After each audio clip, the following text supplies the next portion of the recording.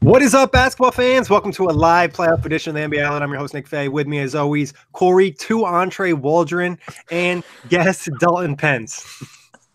Dalton's got a weird face. I had two entrees on Saturday night when we all went out to dinner. I'm not blaming you. I probably would have done the same, honestly. Playoffs, huh?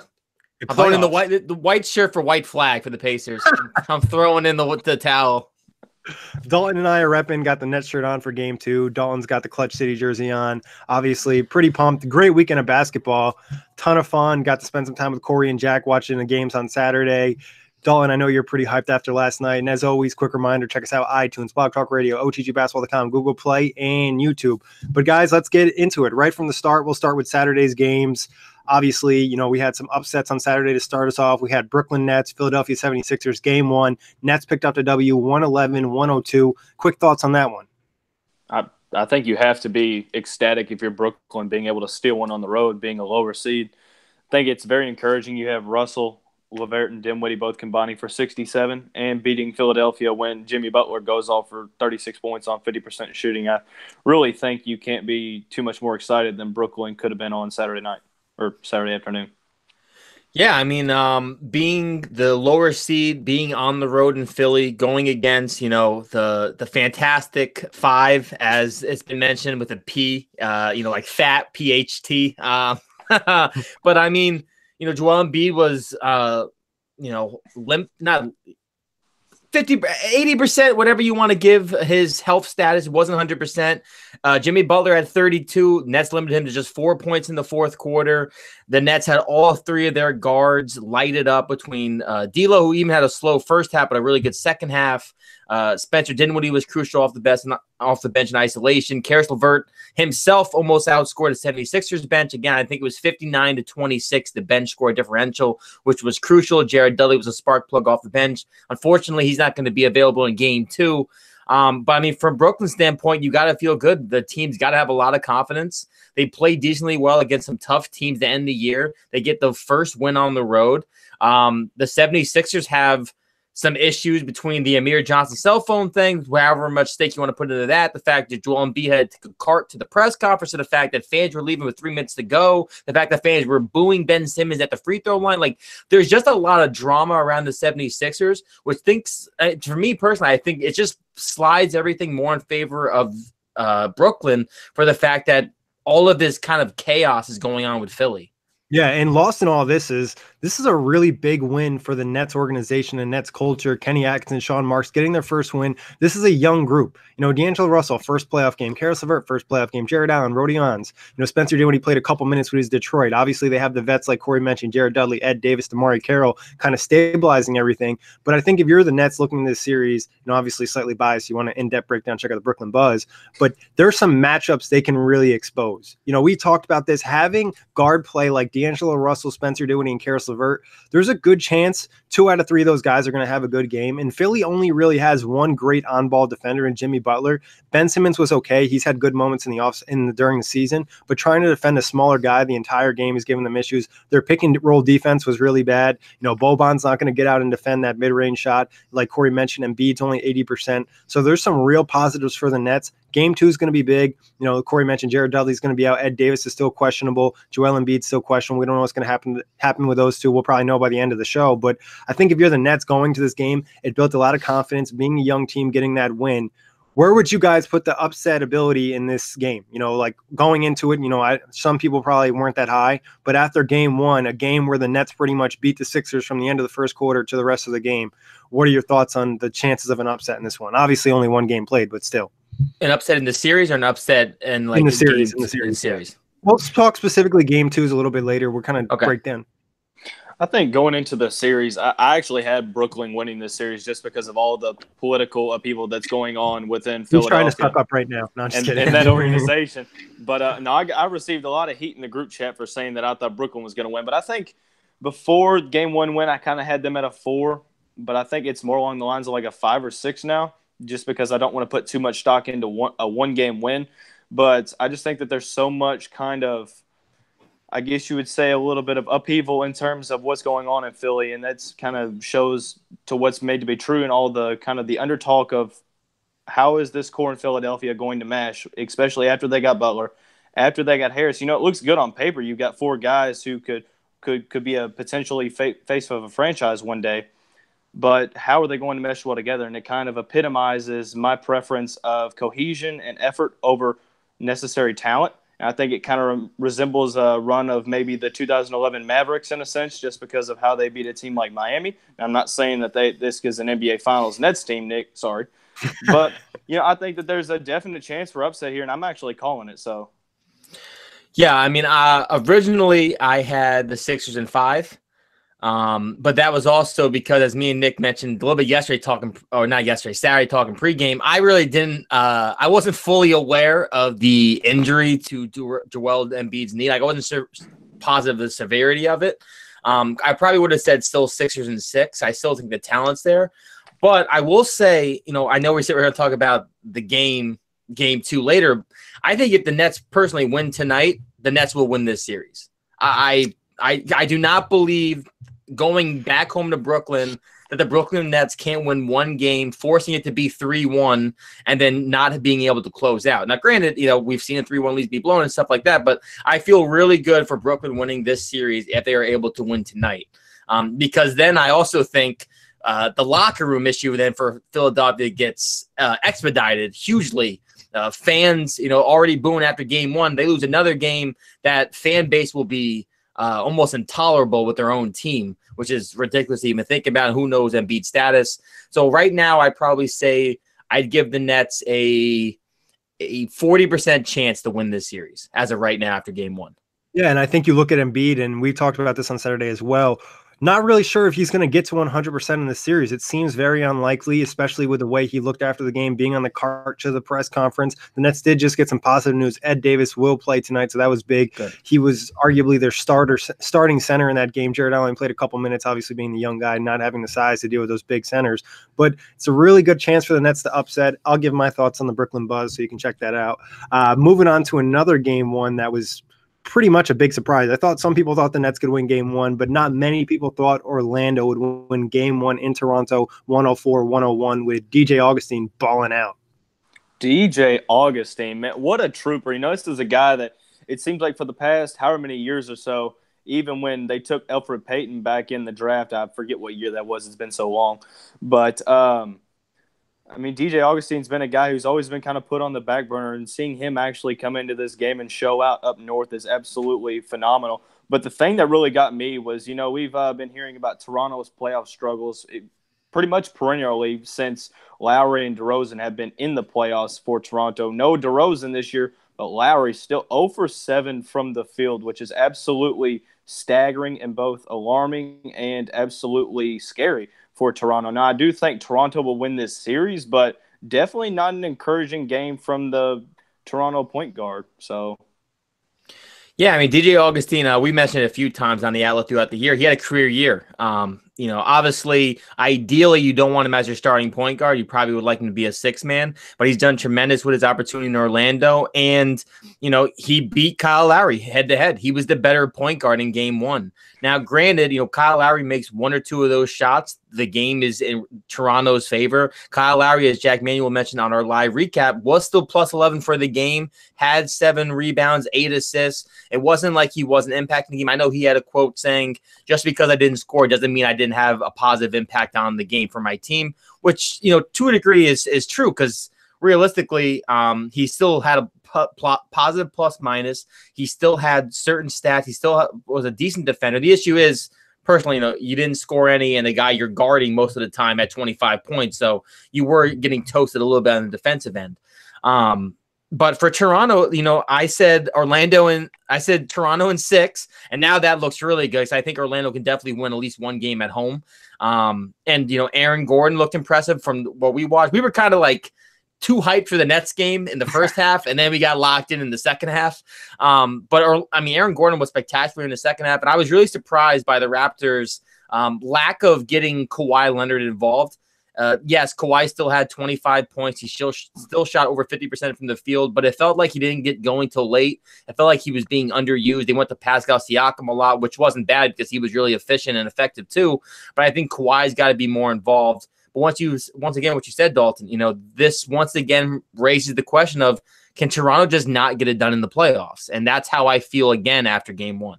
Yeah, and I think specifically Lowry, he did have a positive impact without scoring, but I think any situation where you're a team's top 3 player, whatever you want to call him, he's the second or third best, doesn't really matter. You expect him to score, and he didn't score in that situation. That did hurt them. And we didn't talk about this really in the Nets and the Sixers matchup. Coaching was huge in that matchup. Kenny Atkinson had the nod over Brett Brown, and this matchup, Steve Clifford had the nod over Nick Nurse. There were situations where you need to get Kawhi involved, and Corey, you mentioned Aaron Gordon being very engaged. Get Kawhi some free looks, get him some open looks, get him some switches. It just felt like Orlando had a better feel for what they wanted to do in this game than Toronto did. It was like Toronto was almost feeling them out. Even on that last possession, Orlando knew what they wanted to do. They want to run a pick and roll or a pick on Marc Gasol, get the switch. He knew he wasn't come out on DJ Augustine. Augustine was going to knock down the shot. It's like Toronto wasn't necessarily prepared for this game. Yeah, and I know Toronto has a history, too, of losing game ones, especially in the first round. So that trend continues, of course. And also, I saw a fun fact today that no team has ever won an NBA title after losing game one in the first round series. It's been done 3 times, and all 3 times were the Spurs. ESPN posted that today. So not a great start for the Raptors, who have title aspirations, if you're going by history. Yeah, no, obviously history is important, especially when you're looking back. And I think just momentum and confidence has an impact in the series. Now, looking at this one, is there any chance Orlando could pull the upset, or Toronto's going to clean up their stuff and take care of this one in 5 or 6? I think that Toronto's pretty much going to win this series. I think it's going to be 6 because I think, like Corey said, I think that Orlando steals one at home. I just love how good and effectively Orlando played defense, especially kind of before Kawhi went on that little mini run in the fourth quarter. I thought that Aaron Gordon definitely stepped up and played as an ISO defender because, you go to Kawhi as sort of that ISO offense. That seems like it's kind of been the norm for any team that Kawhi is on. But I think they win one at home, but I just don't know about their chances in the series going to 7. So I'm going to say it's probably about maybe a 25% chance, 30% chance. So yeah, I mean, for me, game one to me is an outlier for the Magic on the road.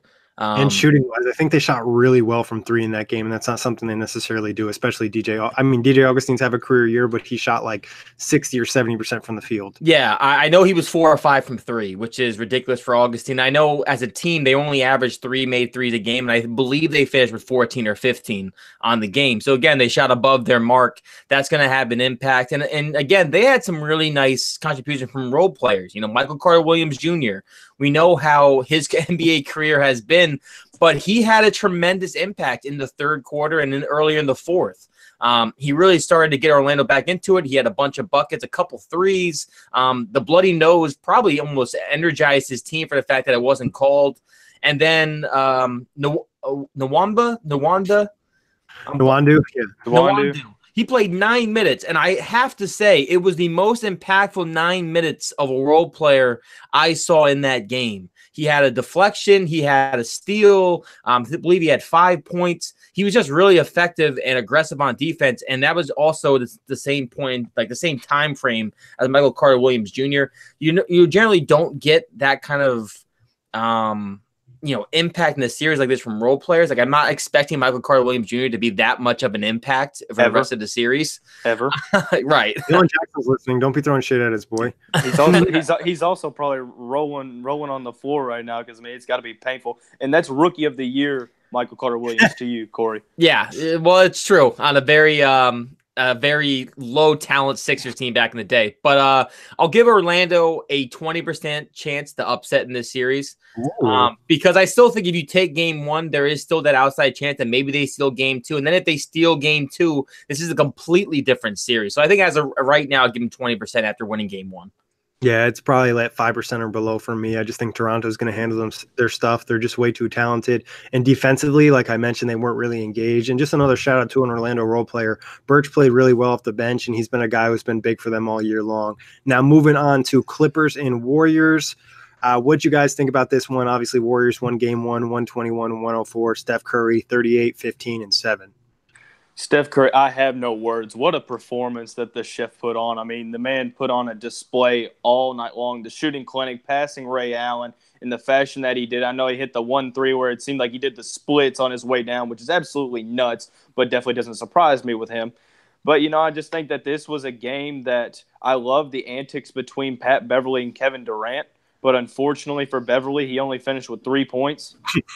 So, I mean, I love the antics there coming from a Rockets fan. I know what he brings to the table, but if you're expecting to push this into an actual series, which you have an actual chance at maybe contending, you have to get contribution on the offensive end from guys who aren't used to contributing that substantially. Because, I mean, him and Shaman only finished with 3 points, and it sucks because Montrezl Harrell and Lou Williams had 51 combined and had an absolute great game combined. So I just don't think that the Clippers have enough firepower, and I think that Golden State, there's a real chance that they win this in 4. Yeah, I still think this is going to be a sweep. Game 1 still solidified that for me. Lou Williams and Montrezl Harrell, they're fantastic for the Clippers. I think Zubac got kind of exposed by DeMarcus Cousins a little bit. As you mentioned, Curry having 15 rebounds is absurd and bad for any opposing team. If Curry's going to grab 15 rebounds and score 35-plus points, you're probably going to lose every single game because that's just an issue. And, the Pat Beverly versus Kevin Durant, I know Nick mentioned when we were watching on Saturday, there's a really big height differential there. So realistically, you're not going to upset Kevin Durant's shot too much, Patrick Beverly. But, he plays hard. He plays gritty. He tries to get underneath the skin. Obviously, they both got ejected late in that game. But this is, the Warriors are looking in prime fashion. They look dominant. And I just don't think the Clippers have enough offense or enough guys who can realistically limit the Warriors because, Gallinari, yeah, he's been really good this year, but he can't defend anybody on the Warriors realistically. Everybody's a little bit too fast for him, especially laterally. So I just think there's too many mismatch that hurt the Clippers in this series and make it competitive. The Clippers can't really defend great, and then obviously nobody can really defend the Warriors, so that's pretty much that. I mean, this series will be fun. It'll be a little bit competitive, but we were watching the game. The third quarter kind of happened, and the Warriors start to go on their kind of run, and you're like, all right, well, this one's over. The momentum's there. It's nothing against the Clippers. They could still have a competitive sweep, but I'm not really expecting a ton out of this series. Not really much to touch on here. Moving on to another upset we saw. San Antonio beat Denver in Game 1, 101-96. Thoughts on this one? I think the main takeaway for me is the fact that, there was a lot of downplaying of the shooting woes that Denver had kind of late in the season, and it still shone bright, especially maybe even brighter in the playoffs. I mean, they shoot 21.9% from deep opposed to San Antonio shooting over 45%. So I mean, I understand of how well Jokic played, but the fact of the matter is Denver not shooting the ball well against a team that does shoot the ball well. I think the Spurs are one of the more disciplined teams, well-coached teams in the NBA. So I think that there's a real chance of a potential upset here, although I still have Denver winning, maybe even in 6, maybe in 7, depending on what happens in Game 2.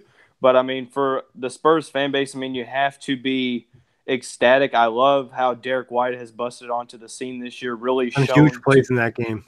Oh, and, I think he finished with 16 points, but I think that a lot of his impact goes beyond the stat sheet because I think he does a lot of things well, things that some guys don't necessarily do and some things that don't show up on the stat sheet. But I think for Denver, you're going to have to get more out of the bench as well. I mean, I picked the Spurs in 7 in our predictions before the playoffs, and Game 1 kind of confirmed a lot of my issues. I think Denver's fluky. I just don't think they match up well in the playoffs. The offense, as you mentioned, Dalton, has hit a shooting slump at the worst possible time. I think LaMarcus Aldridge has a serious advantage over Jokic, especially on the offensive side of the ball. Jokic had a lot of assists, a lot of rebounds. So he played his game realistically, but defensively, he's just a liability. DeRozan played well. And then Rudy Gay was fantastic off the bench. You mentioned Derek White had that huge hammer dunk. He played above his ceiling.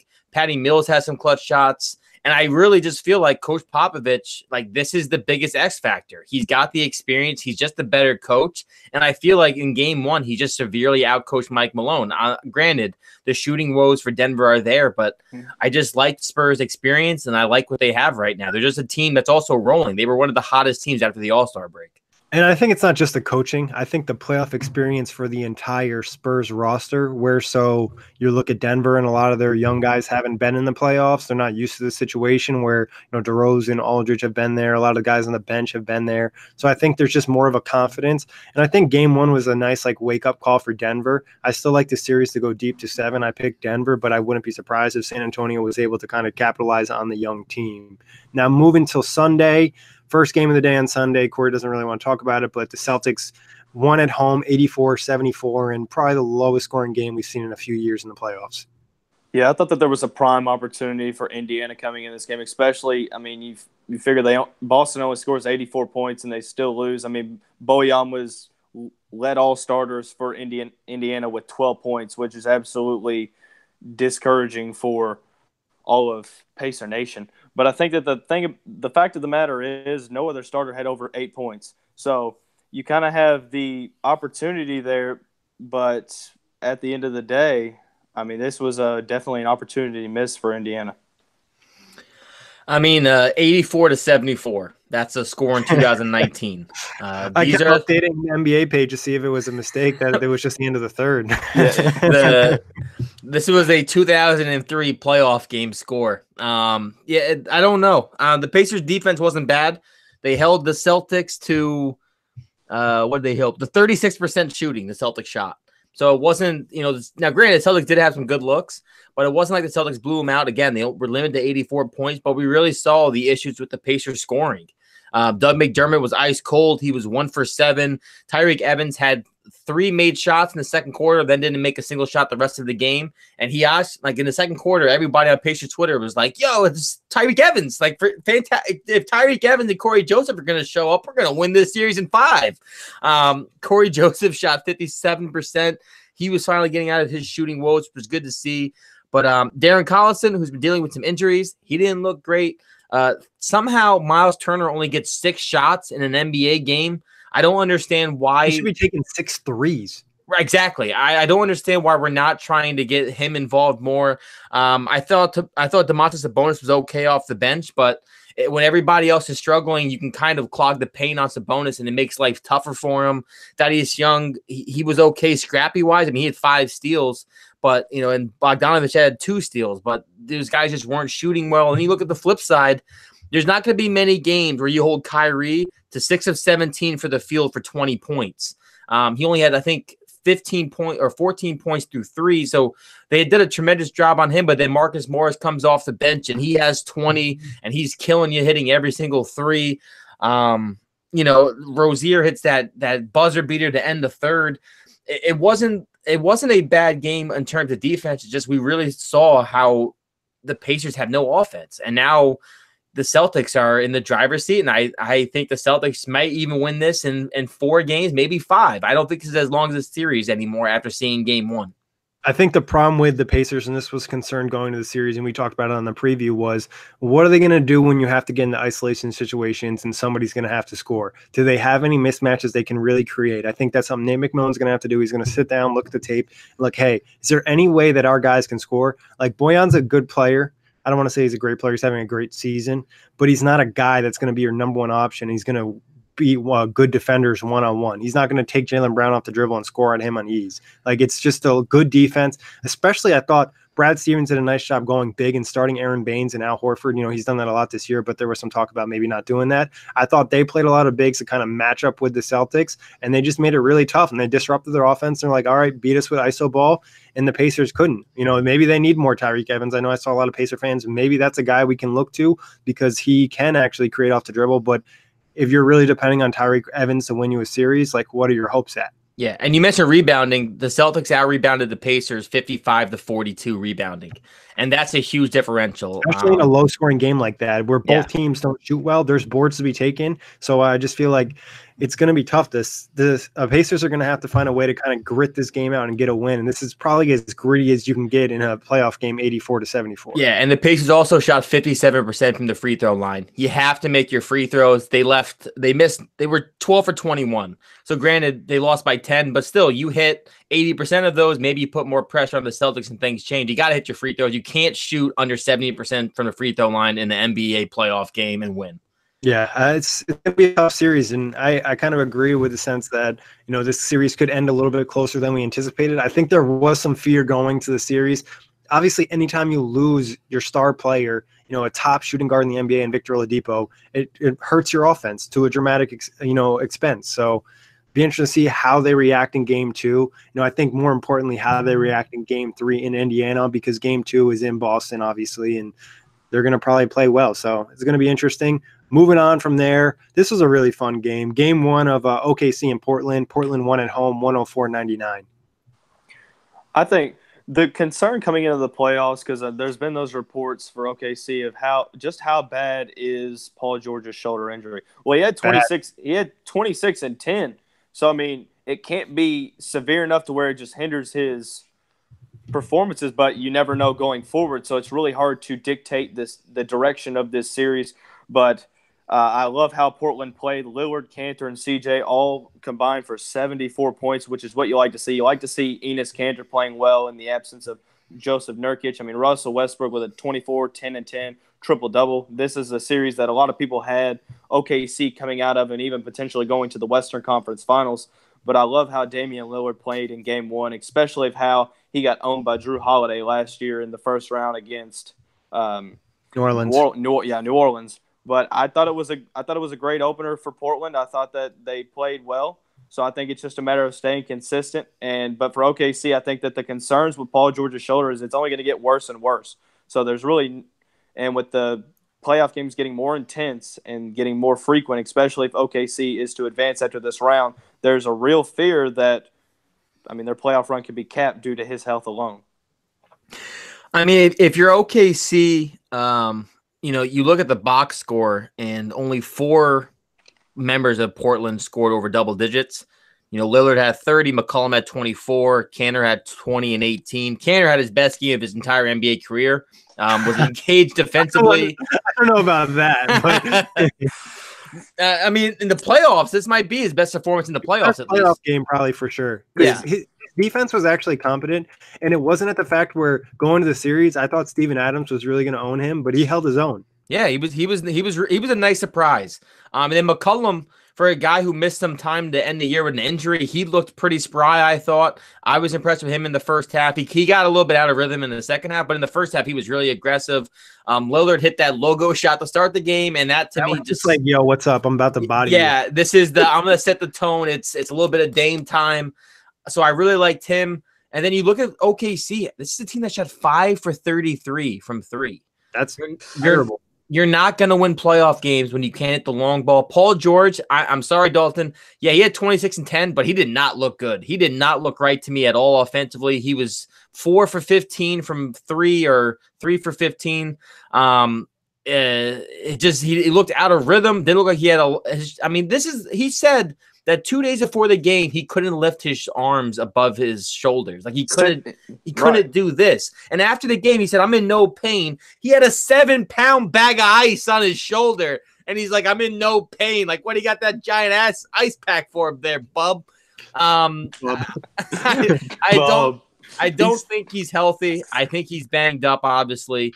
I liked Russell Westbrook offensively. I thought he was engaged. I wasn't necessarily disappointed with that. Defensively, I don't know who he thought he was guarding at times. He kind of sagged off Lillard at some inopportune moments.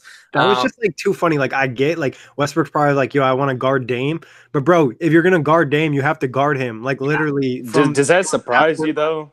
Because there's a lot of times where Russell Westbrook gets caught either ball watching or lackadaisically sitting there and getting beat on either a backdoor cut or a screen. I think for Portland, the matter of the fact is now it's almost kind of like the Pete Maravich syndrome in college. You let him get his and you just shut everybody else down. And it worked. For the most part on the first game. Most important thing Corey mentioned was the 5 of 33 from 3. You're not – honestly, if you don't knock down 10 threes in a playoff game, you're probably not going to win or at least shoot a respectable percentage unless the other team's shooting really bad. And it felt like Portland was like, all right, guys, shoot some threes. We know you're not going to make them. And then the Paul George thing. Dude, I would have just rested Paul George game 1, especially if he was that banged up. It's a long series. You lose the first one on the road, no big deal. You come back, bounce back game 2, even game 3. But now you play George. Maybe he's a little bit more injured. But OKC is not going to win the series unless someone starts knocking down threes. Is it Grant? Is it Schroeder? Is it Westbrook? Because we don't know what to expect from PG. It's not Westbrook. And that's another concern. Dennis Schroeder has become really bad as of late. He was in the 6th man of the year race for a while, and he's just fallen out of rhythm. He was 5 for 17 in game 1, took some bad shots, I thought. Not a very good defender. There's just not a lot of offensive weapons outside of Russell Westbrook and Paul George. Obviously, Adams is a good third option, but again, Adams isn't creating his own shots. He's literally getting buckets off what Westbrook and Paul George create for him. So that's an issue. And then Jeremy Grant, Terrence Ferguson, those guys were crucial to any success this team had. They only had 11 points combined. The role players for OKC have to step up. Granted, OKC shot 39% from the field. Portland only shot 41%. So again, this wasn't like both of these teams were shooting, fantastic from the field. It was just Portland had their key 3 guys at this point in time all perform, where the Thunder only had Adams and probably Westbrook, and then whatever you want to gauge Paul George's games. I think it was a really empty 26 points. Yeah, it wasn't good. He shot like 33%, 8 of 24. Yeah. I think also you look at it as like coaching. This is another Stotts probably outcoached Billy Donovan. They asked him, they're like, why do you think they went away from going at Canner or getting him that pick and roll situation? They just stopped doing it. Like, it was going to work. It worked early on. Adams was getting layups in the paint and he was eating. Like, I wouldn't be surprised. I don't know the numbers off the top of my head, but I want to say like 8 to 10 of his points came in the first quarter. And it's like, if they're going to keep doing that, you keep attacking the same way. It's the playoffs. We've seen it in a different series. Like, just keep getting the mismatch. It's like, and at some point, Billy Donovan has gotten some unfair criticism, but in this situation, if they don't win this series, Paul George is banged up. I think he's probably gone. Yeah. This is, I think, pretty known at this point. I'm a big Billy Donovan fan because I'm a big Florida Gator fan when it comes to college basketball. And I remember his back-to-back title. Don't give me that face. We had Joakim Noah, Al Horford, Corey Brewer, and it was fantastic. But yeah, realistically, if OKC gets bounced in the first round again, I don't like saying this because fan bases don't get, insulted. OKC was better than Utah, I think, last year, talent-wise. I think they're better than Portland talent-wise this year, personally. So, again, depending on Paul George, I think that's where it's like hard that's true. Okay, that's fair. Because this has been 2 years in a row, too, that Paul George is hurt. Obviously, he had the knee surgery following last season, and the shoulder injuries, double shoulder injury. That's another thing. It's not just one shoulder. It's both shoulders that he's, one's worse than the other, of course. But he's just not 100%. And like we mentioned, is not going to be 100% in this series and probably not in the playoffs because injuries just don't get better when you have to play. And this is going to be a long series, even if they are able to win it. And he's going to have to keep shooting. Like, it's not like his shoulder's going to get rest. Even the days off, he's going to shoot warm-ups or whatever it may be. There's just a lot of concern, I think, for OKC. It's going to really be on Russell Westbrook and Steven Adams to win the series and the other guys to just kind of pick up their game. Yeah, despite Paul George's shoulder injury last year and the disappointing loss to Utah after beating them 3 out of 4 times in the regular season, I think it's kind of the timing is more of the essence this season because of how good Paul George has been this season. I mean, he was a prime MVP candidate in January until the shoulder injury, and then he kind of falls off, and then you see OKC going from the 3rd seed down to the 8th seed, back up to the 6th seed on the final 2 days. So I think that there's definitely it's a timing. Okay, at some point we're going to have to get past the first round because we have to maximize the prime of both Westbrook and Paul George. But with health, if you can't stay healthy, then there's only so much you can do. And this goes to another point. Sorry to cut you off, Corey. This is why it's important to rest players during the season, let them play proper minutes and not overplay them. I think it comes back to bite you. And you probably noted this a little bit, Dalton, from James Harden. Like, that's my biggest concern for the Rockets is he going to get fatigued? That's why his game 1s, his game 2s, his game 3s or whatever are fine. Then when you get to the second half of the series, he's gassed out. Like, it's a lot to ask a guy to do that, especially with playoff intensity. Yeah, the one thing I was going to say about Paul George is, it's even though he's had a great year, averaged 28 points per game, I know for a fact, I don't know the exact number, but he had somewhere between 35 and 45 games this year where he shot under 40%. So even when he was healthy, there were still nights where he just doesn't have rhythm. And that's been an issue for him as of the last couple of years. The jump shot at times just goes non-existent.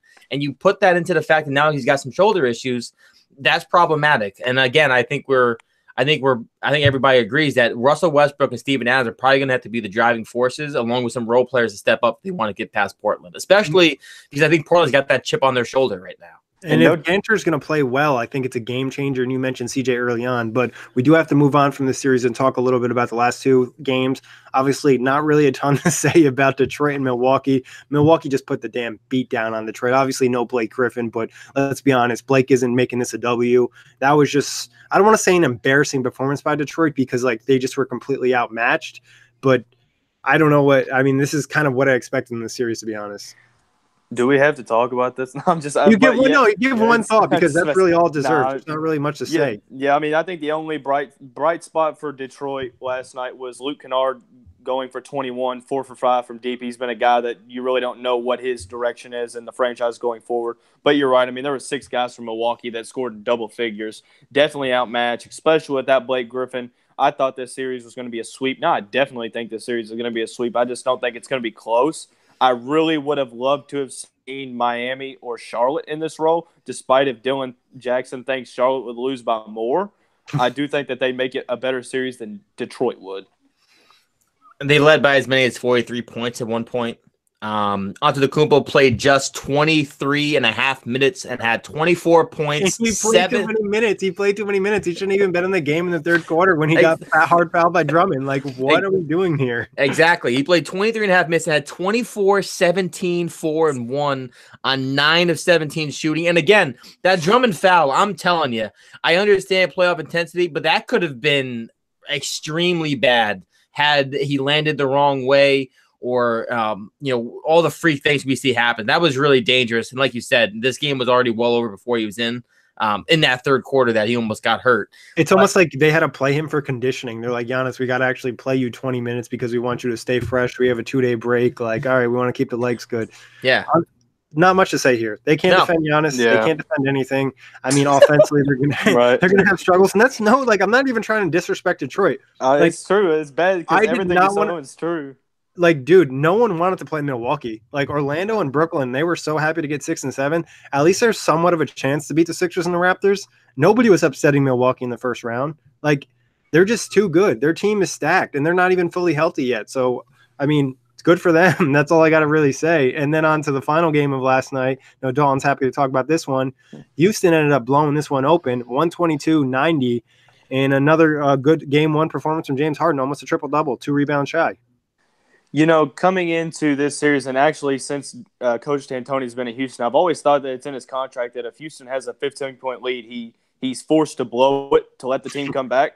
But, I mean, definitely it kind of looked like that was going to happen early in the third quarter when they cut it to 7. But in the fourth quarter, Chris Paul took over, and they ended up winning by, I think, 32 was 122 to 90. And definitely impressed by James Harden's performance. But, I mean, he had 29, 10, and 8, like you said, flirting with a triple-double.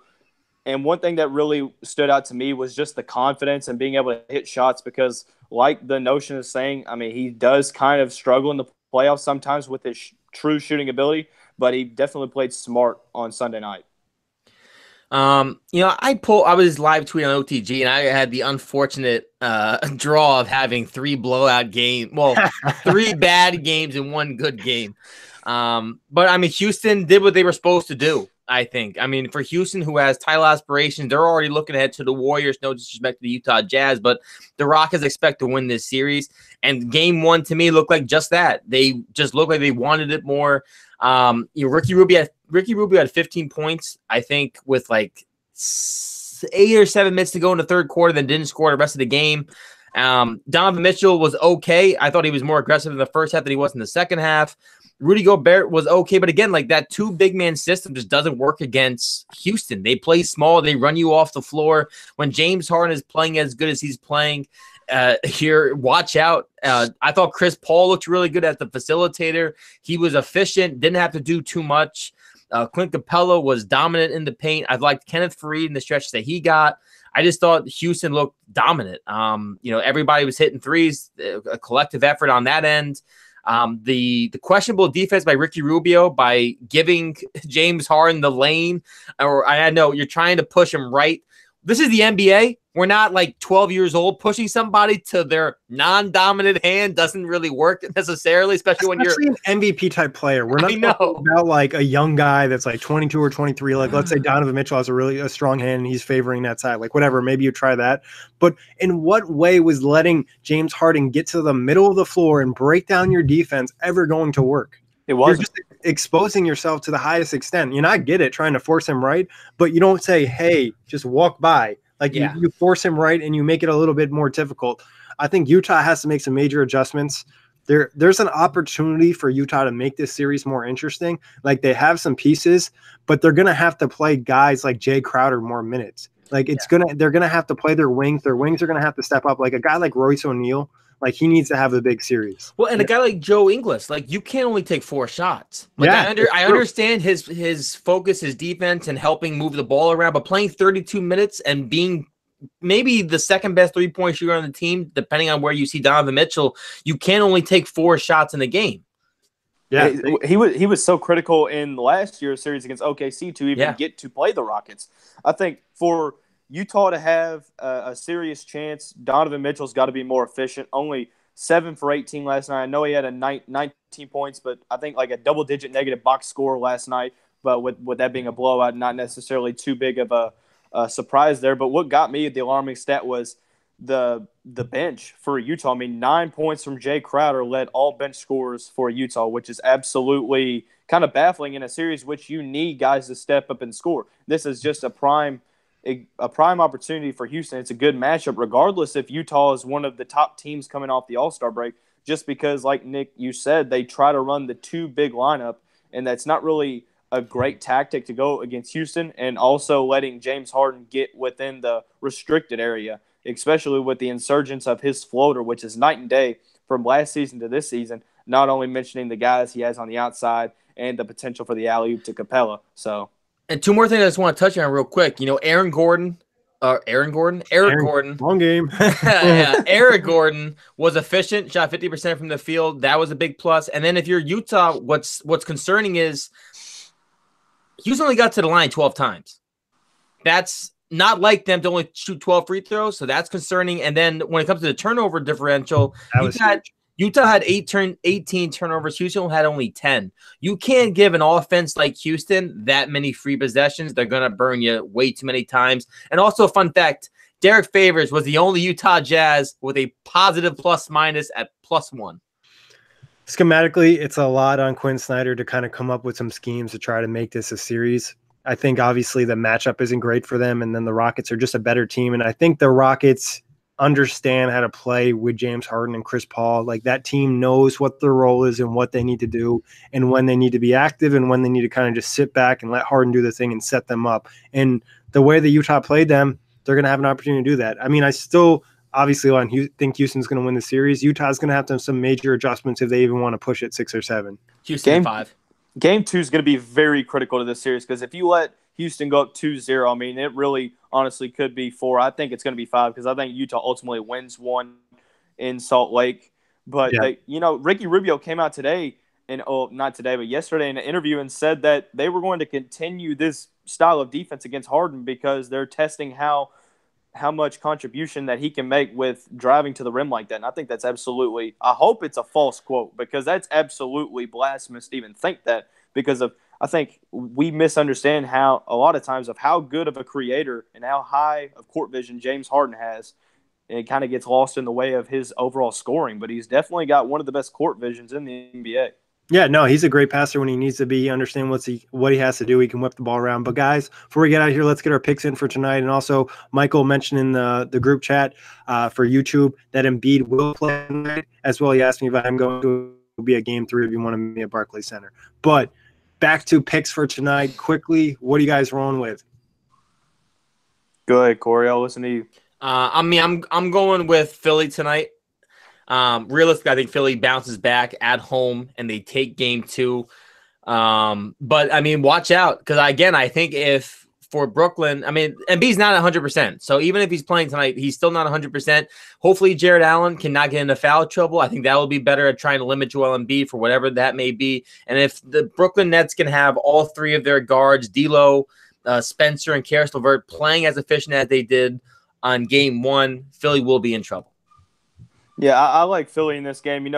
Redick and Harris both went 2 for 7 on Saturday. I mean, Ben Simmons 4 for 9. I think that those guys definitely step up. I think J.J. Redick actually has a big game tonight because it's usually rare to see him struggle 2 games in a row, especially against the Nets all season long. Because really? They game plan against him. He shot 25% from 3 in the regular season. We talked about this. Spencer Dinwiddie was on his hip the entire game. No clean looks. I'd be surprised if J.J. Redick had a good game. I think the Sixers probably do win this. I think it'll be close down the stretch, and we'll see what happens. But most likely, Philly's going to win this game. I think, honestly, Jared Dudley not playing is a huge loss for the Nets, not because he's an amazing player, but the presence he brings on the court, just the small things, the intangibles. He did a great job of pissing off the Sixers. If it was Joel Embiid, if it was Ben Simmons, whoever it may be, I think not having him out there is really going to hurt them. Corey brought up a great point. Jared Allen, I'm really interested to see how he bounces back. Usually does well after a really bad game. Now on to the second game of tonight, Clippers and Warriors. I'm going with the Warriors. I think this is really a no-brainer. I'm just kidding. I just think that especially in Oracle, you think of context, this is the last season that Oracle would be used for Golden State's home. So I just think that on top of that, not only that, the playoff atmosphere is going to be electric. You have the team that they have, and if Curry plays even a fraction of how he played on Saturday night, I still don't think this is close unless guys for the Clippers contribute more than they should. But I think that Golden State wins this in a landslide as well. I want to say, I didn't think about this. This could be like a huge plus for the Golden State Warriors in general, that if this being the last time they're playing in Oracle, their playoff atmosphere at home for this series and run could be crucial to them in the playoffs. And it's already crazy. Like, they have one of the best home courts in the NBA. They just it's unreal. And Steph really feeds the crowd. Like, that's one thing he does. Like, some people hate his celebrations, but that just like gets the crowd going. Like, he looks so engaged. Like, I was saying to Corey and Jack on Saturday, like, I want him to win Finals MVP, and it looks like he really wants to win Finals MVP and have a historical postseason run. And I mean, I'm going with Golden State here. It's not even a real question. I won't even be watching. I'll be going to bed because I'm not really concerned about who's going to win this. This is this series, and now, unfortunately, because Blake Griffin's not healthy, that these 2 number 1 seeds versus 8 seeds, I just had no interest in. Yeah, I mean, this series at least has a little bit of fun to it with the annex and whatnot, where Milwaukee and Detroit, like, I wasn't excited, and now I'm 0% excited for that series, and I might watch a game. I'll probably watch them, but I'm not promising I'll stay for the entire thing. All right, guys, any final thoughts before we get out of here? I just want to see one upset, one series upset that shouldn't happen. Maybe it's Brooklyn. Maybe it's a team like Orlando, although I don't see it. Maybe it's a team like OKC. I just want to see an upset. I want to see a team that's not necessarily supposed to be there, or maybe even the Spurs, like Corey has predicted. So, yeah, I wouldn't even call OKC a true upset because the games are so separate. I think if I'm looking at upsets, I'm thinking either the Nets or the Spurs. Corey, any thoughts on that before we get out of here?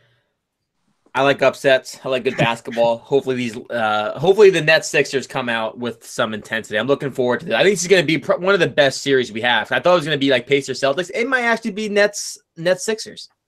I felt confident all the way. But as always, guys, thanks for hopping on. Thank you, everybody, for checking us out. iTunes, Blog Talk Radio, OTGBasketball.com, Google Play, and YouTube.